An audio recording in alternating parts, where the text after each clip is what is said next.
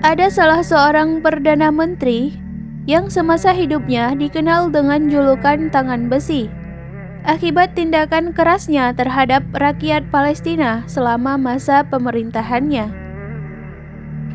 Dia adalah mantan Perdana Menteri Israel yang bernama Ariel Sharon. Untuk itu, pada pembahasan kali ini kami akan membahas tentang kisah tewasnya Ariel Sharon yang sangat mengerikan karena mendapatkan azab dari Allah Subhanahu wa Ta'ala. Ariel Sharon meninggal pada usia 85 tahun setelah mengalami koma sejak tahun 2006. Ketika dia mengalami stroke yang membuatnya lumpuh di puncak karirnya. Ariel Sharon telah meninggal dunia, ungkap Shlomo Noy, juru bicara pusat medis di Sheba di Tel Aviv. Tempat Sharon dirawat selama 8 tahun terakhir pada hari kematiannya, yaitu tanggal 11 Januari 2014. Pejabat di rumah sakit telah mengumumkan sepekan sebelumnya bahwa kesehatan Sharon sangat memburuk dan dia berada dalam kondisi serius, ditemani oleh keluarganya di samping tempat tidurnya. Dia dianggap dalam kondisi kesadaran yang minimal dengan kondisi medis yang fluktuatif dan memiliki kemampuan komunikasi nonverbal yang sangat terbatas, kata Noy. Upacara pemakaman kenegaraan diadakan di peternakan keluarga Sharon di Gurun Negev di selatan Israel. Sharon pertama kali mengalami stroke ringan pada bulan Desember 2005 dan menerima pengencer darah sebelum mengalami pendarahan otak parah pada tanggal 4 Januari 2006. Setelah berbulan-bulan perawatan di Rumah Sakit Yerusalem, di mana dia awalnya dirawat, Sharon dipindahkan ke fasilitas perawatan jangka panjang di Rumah Sakit Tel HaShomer.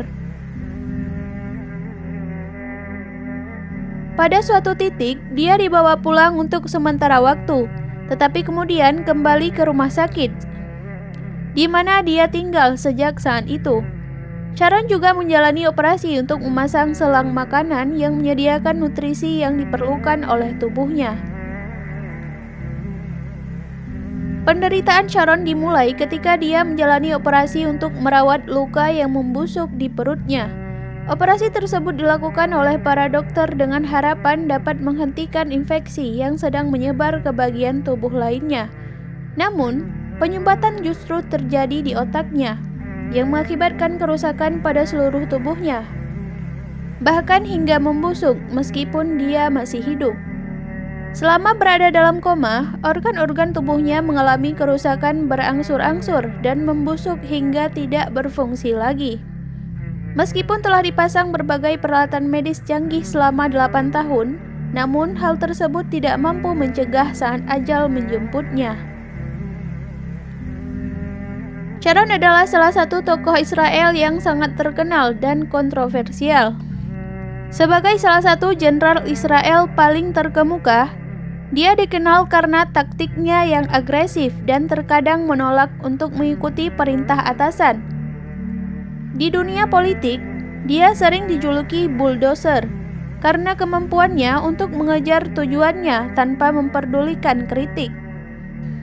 Sebagai seorang garis keras yang memainkan peran penting dalam politik Israel selama beberapa dekade, ia menjabat sebagai Perdana Menteri pada tahun 2001. Pada pertengahan 2005, Sharon memimpin penarikan pasukan Israel dan pemukim Yahudi dari jalur Gaza, sambil mendorong pemukiman Yahudi di tepi barat. Setelah itu, ia meninggalkan Partai Likud, partai garis kerasnya, dan mendirikan Partai Kadimah, yang berhaluan tengah. Namun, perjalanan politik Sharon terhenti ketika ia mengalami stroke pada Januari 2006. Wakilnya Ehud Olmert menggantikannya sebagai Perdana Menteri beberapa bulan kemudian. Sharon juga memiliki catatan kontroversial dalam sejarah Timur Tengah.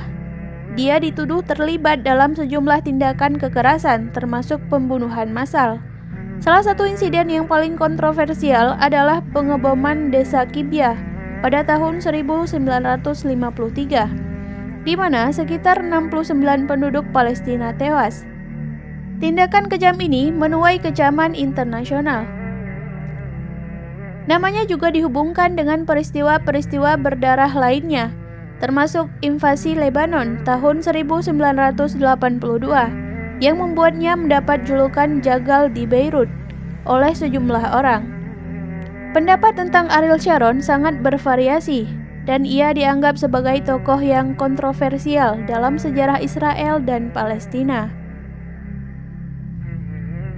Demikianlah kisah tentang tewasnya Perdana Menteri Ariel Sharon.